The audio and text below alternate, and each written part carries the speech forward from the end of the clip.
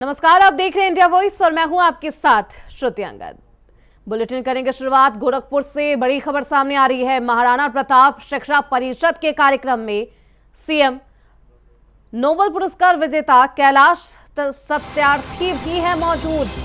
800 विद्यार्थियों को पुरस्कार और छात्रवृत्ति का वितरण किया जा रहा है। सीएम योगी आदित्यनाथ ने दिया संबोधन। जीवन में लक्ष्य का होना बेहद जरूरी, सभी को ईमानदारी से काम करना चाहिए। सीएम योगी आदित्यनाथ ने छात्रों को संबोधित किया है। युवा समाज को बेहतर बना सकते हैं, सीएम योगी आदित्यनाथ का ये बयान।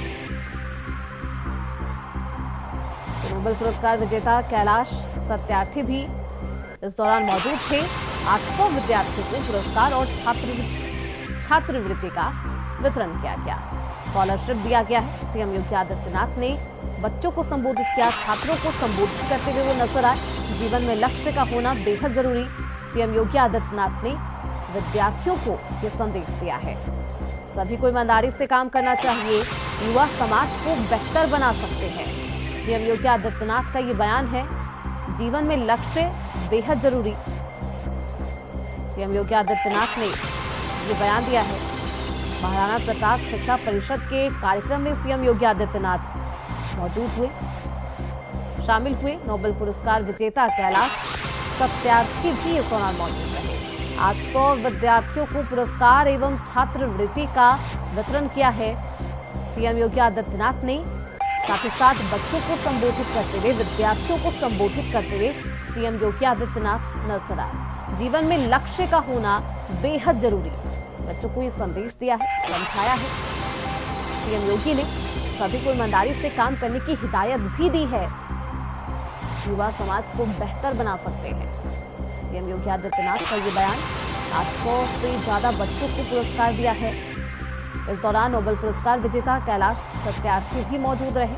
गोरखपुर में ये कार्यक्रम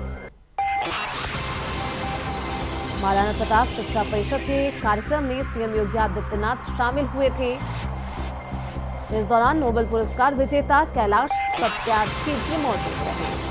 800 विद्यार्थियों को पुरस्कार और छात्रवृत्ति का वितरण किया गया। सीएम योगी आदित्यनाथ ने संबोधित किया है बच्चों को। इस खबर पर ज्यादा जानकारी के साथ हमारे सहयोगी अवनीश मणि त्रिपाठी फोन लाइन पर हमारे साथ जुड़ चुके हैं।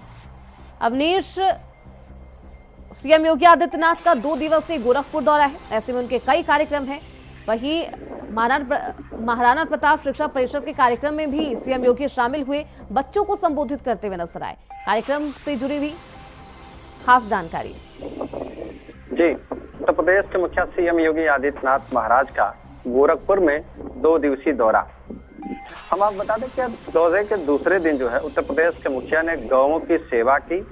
उसके बाद जो है जनता दर्शन लगाया। जनता दर्शन में लगभग 600 से ऊपर अधिक फरियादी आए थे। वहीं उत्तर प्रदेश के मुखिया ने एक फरियादियों की फरियाद भी सुनी और संबंधित अधिकारियों को दिशा निर्देश भी दिया। हम आपको बता दें सबसे अधिक जो मामले आए थे वो जमीनी विवाद के थे और जो है पैसे के अभाव में इलाज न कराने की बात आ रही।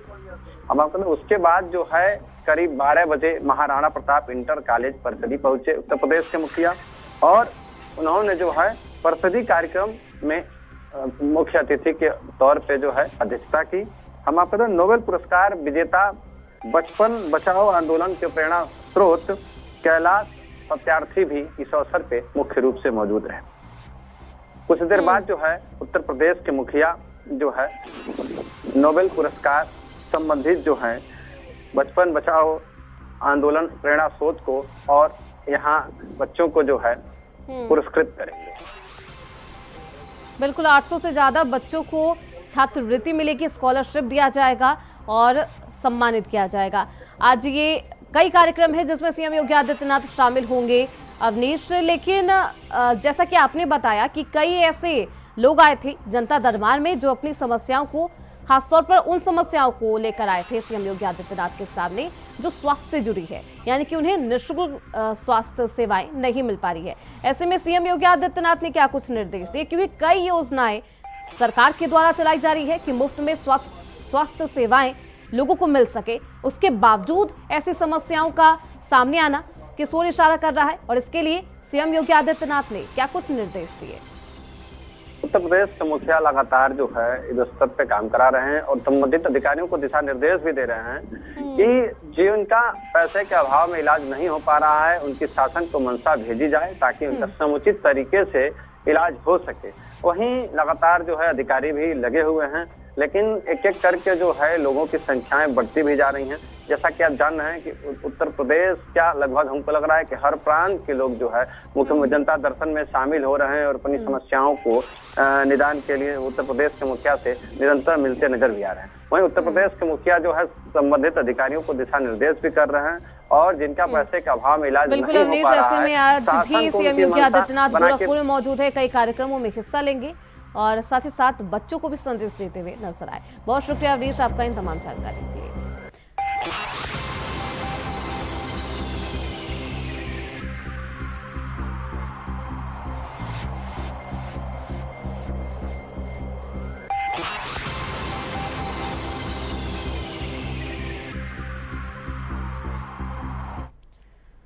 वहीं झारखंड विधानसभा सत्र सोमवार से शुरू हुआ, जिसका आज दूसरा दिन है। सत्र पूरी तरह से हंगामेदार होने के आसार है। इस बार का सत्र 9 दिसंबर से लेकर 12 दिसंबर तक चलने वाला है। सोमवार को इस सत्र में शामिल होने पहुंचे नवनिर्वाचित विधायकों और मंत्रियों में जबरदस्त उत्साह देखने को मिला। वहीं झारखंड विधानसभा सत्र के पहले दिन सत्ता पक्ष के विधायकों और मंत्रियों ने राज्य में तेजी से विकास होने की उम्मीद भी जताई है। मंत्रियों और विधायकों ने कहा कि हेमंत सोरेन के नेतृत्व में सरकार हर वर्ग को ध्यान में रखकर काम करेगी। वहीं विपक्ष के विधायकों ने कहा कि वह सदन में जनता की आवाज बनेंगे। रविंद्रनाथ जी अनुमान मैंने लगभग तय है उनका नाम जी।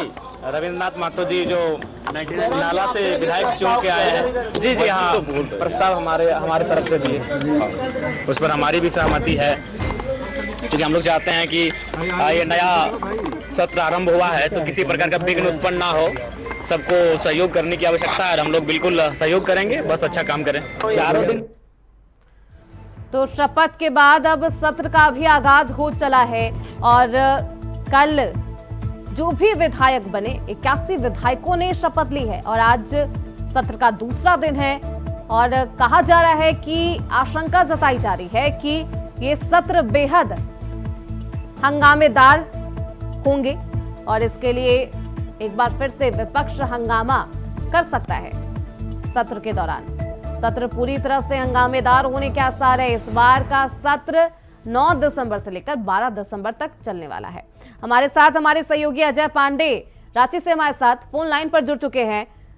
अजय, आज सत्र का दूसरा दिन है, आज के दिन क्या कुछ खास रहने वाला है सत्र का?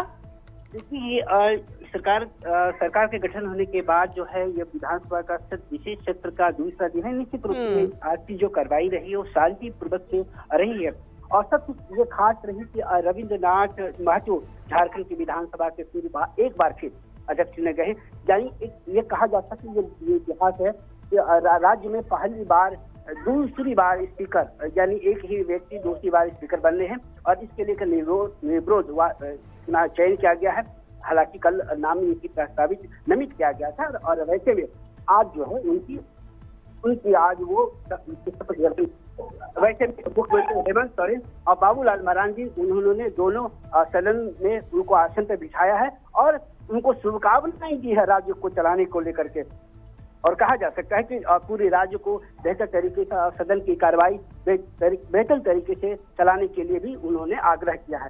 तो निश्चित रूप से सरकार का ये लघु सत्र है और निश्चित रूप से कई ऐसे फैसले यानी कहा जा सकता है कि सरकार की जो पक्षता है यानी बिल्कुल ऐसे में अजय, क्योंकि रविंद्रनाथ महतो को अब स्पीकर बना दिया गया, लेकिन यहाँ पर दिलचस्प तस्वीर ये थी कि सीएम हेमंत सोरेन और बाबूलाल मरांडी उन्हें सम्मान के साथ आसन पर बिठा रहे थे।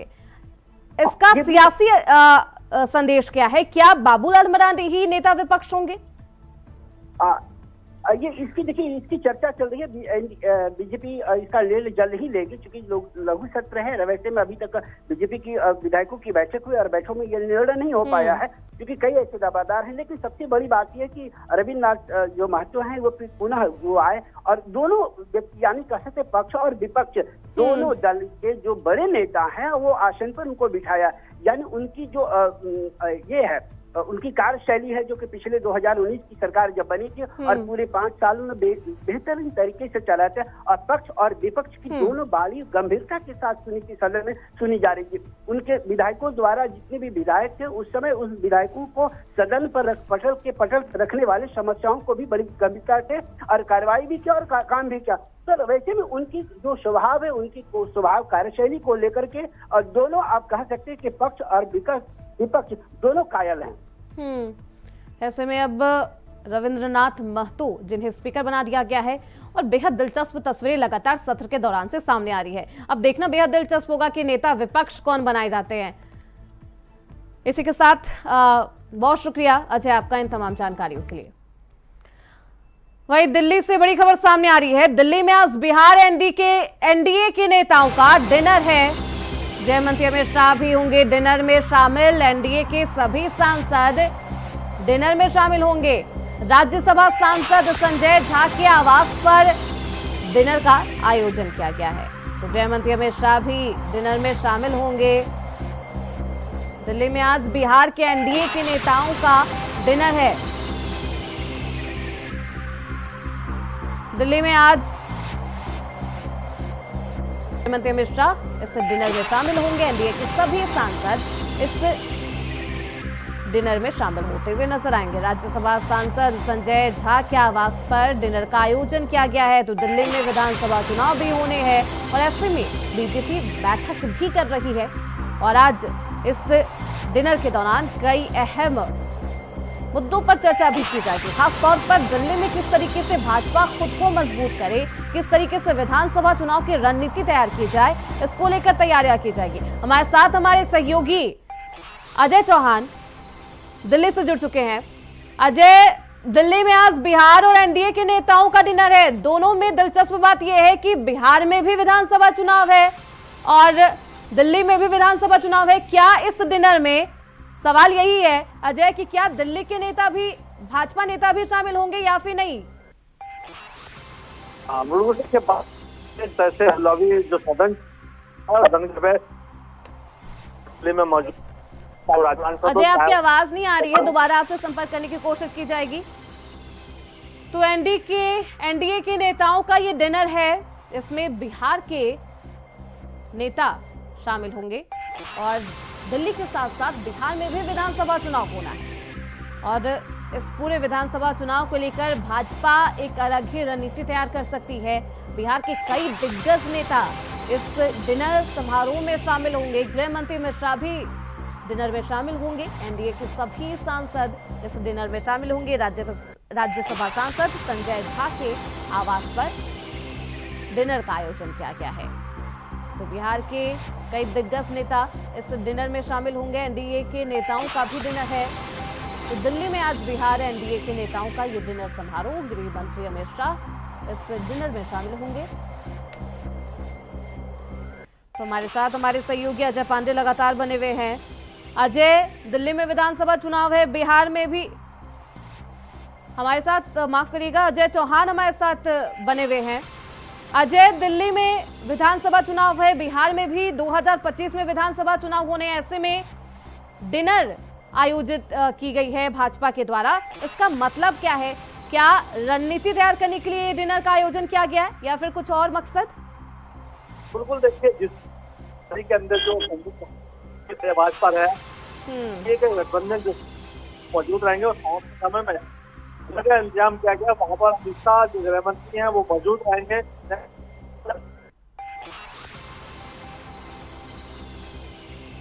अजय, आपकी आवाज नहीं आ रही है, दोबारा आपसे संपर्क करने की कोशिश की जाएगी। तो दिल्ली में एनडीए के नेताओं का आज डिनर है। वहीं यूपी के बदायूं में नीलकंठ महादेव मंदिर बनाम जामा मस्जिद मामले में आज कोर्ट में सुनवाई होनी थी, पर अब इस मामले में सुनवाई किसी कारणवश टल गई है। जिला बार के अधिवक्ता मोहम्मद असलम के देहांत होने पर यह सुनवाई टल गई है और इसलिए शोक की वजह से आज वकील न्यायिक कार्यों से दूर रहेंगे। बता दें, इससे पहले शनिवार को सुनवाई हुई थी, जिसके बाद ऑल इंडिया मजलिस-ए-इत्तेहादुल मुस्लिमीन के राष्ट्रीय अध्यक्ष असदुद्दीन ओवैसी ने एक्स पर टिप्पणी कर दी थी। तो अधिवक्ता के देहांत पर सुनवाई टल गई है। यूपी के बदायूं में नीलकंठ महादेव मंदिर बनाम जामा मस्जिद को लेकर आज सुनवाई होनी थी। हमारे साथ हमारे सहयोगी विजय कुमार बदायूं से जुड़ चुके हैं। विजय, आज बेहद अहम सुनवाई होनी थी नीलकंठ महादेव मंदिर बनाम जामा मस्जिद को लेकर, लेकिन ये सुनवाई टल गई है, क्या कुछ वजह बताई जा रही है? बिल्कुल, देखिए जिस तरह से कोर्ट की आज सुनवाई होनी थी 10 तारीख, पिछली तारीख में 10 तारीख मिली थी और 10 तारीख में जो सुनवाई होनी थी, इससे आज जो है एक अधिवक्ता की मौत के बाद जो शो का अवकाश हुआ है, इसके चलते अगली सुनवाई 17 दिसंबर तक के लिए टाल दी गई है। जी बिल्कुल, ऐसे में विजय क्योंकि सुनवाई टाल दी गई है, अब अगली सुनवाई की तारीख भी बता दी गई है, लेकिन क्या कुछ दलील दिया जा रहा है, चाहे वो हिंदू पक्ष की ओर से हो या फिर मुस्लिम पक्ष की ओर से हो, इस पूरे मामले पर? देखिए, अभी जो है मुस्लिम पक्ष की तरफ से इंतजामिया कमेटी और वक्फ बोर्ड की जो है बहस चल रही थी। इसी बहस पर जो है सुनवाई होनी थी और उसी सुनवाई पे जो है पिछली 30 नवंबर भी तारीख लगी थी, उसके बाद 3 दिसंबर तारीख लगी थी, उस पर भी बहस पूरी नहीं हो सकी और इसके बाद जो है जो अब 17 तारीख लगी है, क्योंकि आज एक अधिवक्ता की मौत के बाद जो शोक अवकाश किया गया, जिसमें अधिवक्ता ने शोक के बाद जो है कैंडोलेंस जारी कर दिया और इसके बाद ऐसे में आज सुनवाई होनी थी, लेकिन इस सुनवाई अधिवक्ता के मौत के बाद टाल दी गई है। बहुत शुक्रिया विजय आपका इन तमाम जानकारी के लिए। वहीं मथुरा में वृंदावन विकास प्राधिकरण के अधिकारियों ने वृंदावन के रमन रेती स्थित रशियन बिल्डिंग के सामने 4000 वर्ग मीटर से बनाई जा रही अवैध कॉलोनी को बुलडोजर के माध्यम से ध्वस्त कर दिया है। प्राधिकरण की इस कार्रवाई से लोगों में हड़कंप है। मथुरा वृंदावन विकास प्राधिकरण के सचिव अरविंद कुमार द्विवेदी ने वृंदावन में अवैध कॉलोनियों पर ध्वस्तीकरण की कार्रवाई के आदेश दे रखे हैं। इस आदेश के बाद सोमवार की शाम सहायक अभियंता अशोक चौधरी और अभियंता दिनेश कुमार गुप्ता वृंदावन कोतवाली की रमन रेती पुलिस चौकी की फोर्स के साथ रशियन बिल्डिंग के सामने श्री ठाकुर ब्रज गोपाल जी ट्रस्ट द्वारा अधिकृत ट्रस्टी गणेश सरन अग्रवाल द्वारा अवैध कॉलोनी के निर्माण का ध्वस्तीकरण करने पहुंचे। प्राधिकरण के अधिकारियों के निर्देशन में बुलडोजर के माध्यम से कॉलोनी, इंटरलॉक सड़क, बाउंड्री वॉल, सीवर लाइन, नाली गेट को ध्वस्त करा दिया गया है। अवर अभियंता दिनेश कुमार गुप्ता ने बताया कि श्री ठाकुर ब्रज गोपाल जी ट्रस्ट द्वारा अधिकृत ट्रस्टी बाबू गणेश सरन और अन्य द्वारा रशियन बिल्डिंग के सामने अवैध कॉलोनी का निर्माण किया जा रहा था। लोग भोले वाले दूर दूर से आके, सुदूर देशों के, विदेशों के, भारत के नागरिक दूर से आते हैं और थोड़ी जानकारी लिए बिना अपना गाड़ी कमाई इनको देकर चले जाते हैं। ये भी अपना बेच के अब गायब हो जाएंगे, फिर नहीं दिखाई देंगे। तो मेरा आपके चैनल के माध्यम से भी सभी से अनुरोध है, अपने अधिकारियों की तरफ से भी मैं सबसे अनुरोध कर रहा हूँ कि कोई भी भूखंड छोटा या बड़ा कहीं भी किसी को क्रय करना हो तो क्रय करने से पूर्व कृपया प्राधिकरण का पटल आपकी मदद के लिए तैयार है, आए। और तो मथुरा में वृंदावन विकास प्राधिकरण के अधिकारियों ने वृंदावन के रमन रेती स्थित रशियन बिल्डिंग के पास 4000 वर्ग मीटर में बनाई जा रही अवैध कॉलोनी को बुलडोजर के माध्यम से ध्वस्त कर दिया। हमारे साथ हमारे सहयोगी मोहम्मद फारूक मथुरा से ज्यादा जानकारी के साथ जुड़ चुके हैं। फारूक, क्योंकि एक अहम कार्रवाई प्राधिकरण के द्वारा की गई है, क्या कुछ बुनियादी मामला बताया जा रहा है, आखिर क्यों कार्रवाई की गई है और कार्रवाई करने के समय क्या इससे पहले नोटिस भी जारी किया गया था? जी बिल्कुल श्रुति, ये जून से ये मामला चल रहा है। जो मथुरा वृंदावन विकास प्राधिकरण द्वारा एक वाद चल रहा था, उस वाद के बाद इनको एक नोटिस दिया गया और उस नोटिस में इनको ध्वस्त करने की कार्रवाई के लिए 4 जून 2024 को एक नोटिस दिया था। उन्होंने साफ तौर पर कहा था अधिकारियों ने कि इस पे आप अवैध निर्माण मत करिए, इसको ध्वस्त कर दिया जाएगा। जो नोटिस के बाद भी उस पे लगातार जो रशियन बिल्डिंग के सामने 4000 वर्ग मीटर है जमीन, उस पर लगातार काम चल रहा था। तमाम बाउंड्री वाल बना दी गई थी चारों तरफ और सड़कें बना दी गई थी, साथ साथ उस पे मेन गेट उस पर लगा दिया गया था। लेकिन अवैध तरीके से जब ये निर्माण चल रहा था तो अधिकारी इस पर ध्यान दे रहे थे, अधिकारियों ने इस पर नोटिस भी दे रखा था, लेकिन चूंकि प्रक्रिया जो है यानी कि नोटिस देने के बावजूद भी लगातार निर्माण करवाया जा रहा था और अब प्राधिकरण ने कार्रवाई की है। उनके अधिकारियों ने बुलडोजर से उस अवैध निर्माण को ध्वस्त करा दिया है। बहुत शुक्रिया मोहम्मद फारूक आपका इन तमाम जानकारी के लिए। तो अवैध निर्माण पर प्राधिकरण ने ध्वस्तीकरण की कार्रवाई की है।